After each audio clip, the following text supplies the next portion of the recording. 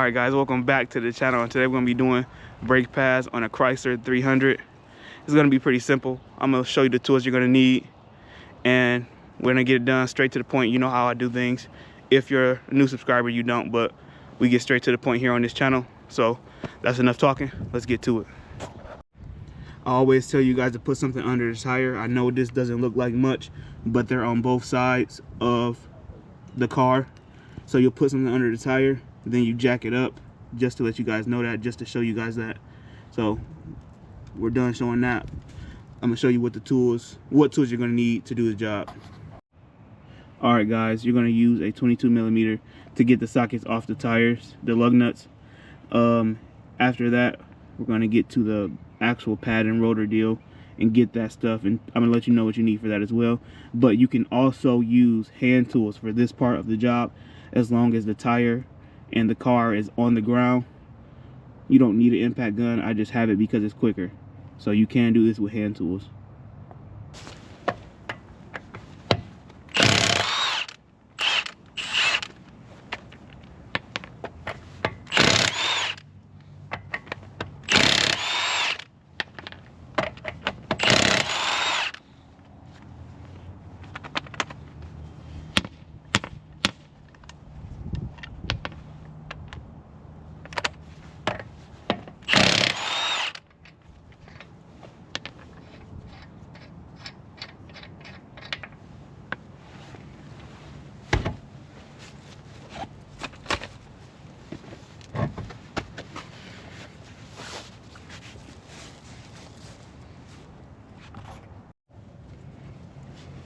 And for the caliper bracket, mounting bracket, you're gonna need a 15mm, I don't know if the camera can focus on that, socket for the caliper bracket mounting bracket bolts. Right here and right here, they're at the bottom, one here, one here. But mine, if you can see, it's spinning, so I'm gonna need some vice grips. You might also need vice grips. So I'm gonna grab those and we're gonna get this out.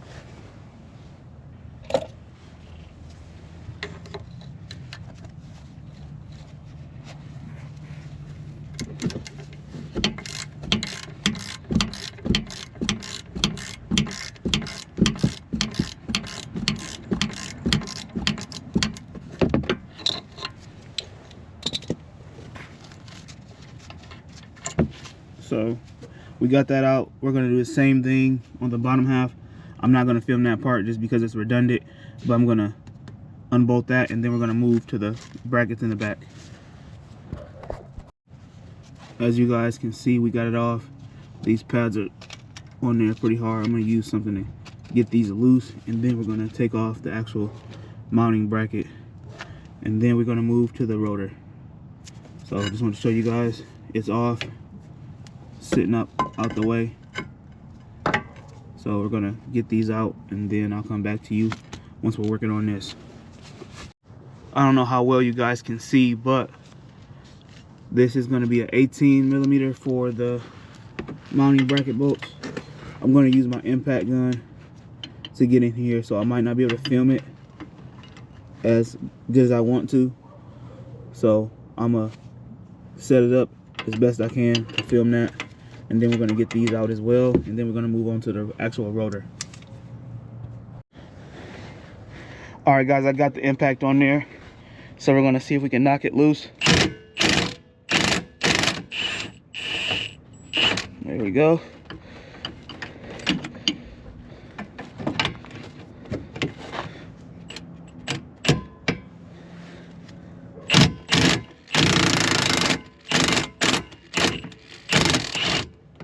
Go. Got that one loose. So now we're gonna move over to the rotor. Okay, just fair warning guys, this is a disc brake drum brake combo. Under this thicker part of the rotor is drum brakes, but the owner is not replacing those. That's not my call, that's the owner's call. So just clarifying with you guys, when you're doing this, don't have your e-brake active.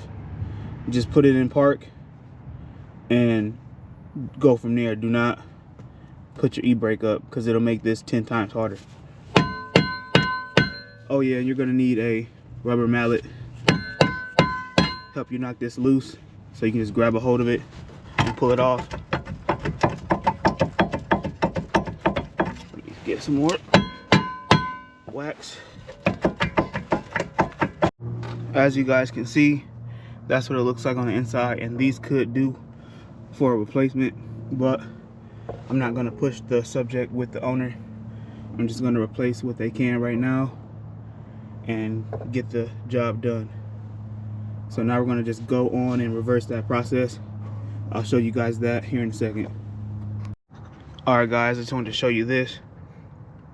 I'm gonna reverse the whole process. We put the new one on. Now we're gonna put the bracket on with the 18mm bolts. Then we're gonna put the actual brake caliper on with the 15mm bolts. And after that, we're gonna cut to pumping the brakes, which is very important. Put the car down on the ground, pump the brakes, and then we're gonna take it for a test drive. I'll come back to you guys when it's time to pump the brakes. Almost forgot guys, you're gonna need a C-clamp to compress the brake so you can slide it back over the new brake pads. You're gonna need one of these. You're gonna need one of these to compress the brake pads. I mean the brake piston in the caliper. That's what you're gonna need to compress this. All right guys, we reversed the process, and that's pretty much it for the hard part of doing the brakes. You're gonna do this whole process on the passenger side, and now we're gonna pump the brakes, let the car down, all that stuff. I'm gonna film pumping the brakes, and then I'm gonna take it on a test drive. All right guys, we're in a car, like I said, a Chrysler. We're gonna start it up and pump the brakes.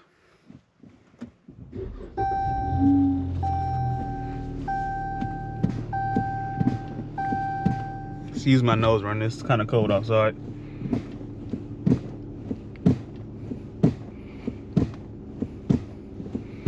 So guys, if you made it this far, I really do appreciate it. That's pretty simple for me. And if you're an okay mechanic or you're an okay DIYer, you should be able to do the rear brakes on this car pretty simply. So don't forget to like, comment, and subscribe. And I really do appreciate all my new subscribers, all my old subscribers. We're at 752, I think, 752 for sure. And I appreciate all you guys. I want to do a giveaway, a small giveaway pretty soon. And that video will be dropping maybe right after this one, or if not, after another video drops after this one, if that makes sense. So it's coming soon. It's going to be a very useful thing that anybody can use to help them DIY and work on their own car. So don't forget to like, comment, and subscribe. Like I said, I appreciate you guys. Catch me in the next one. Peace.